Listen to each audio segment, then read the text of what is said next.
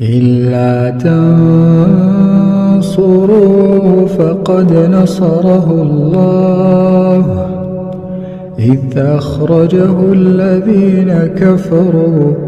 ثاني اثنين إذ هما في الغار إذ يقول لصاحبه لا تحزن إن الله معنا لا تحزن إن الله معنا لا تحزن إن الله معنا فأنزل الله سكينته عليه وأيده بجنود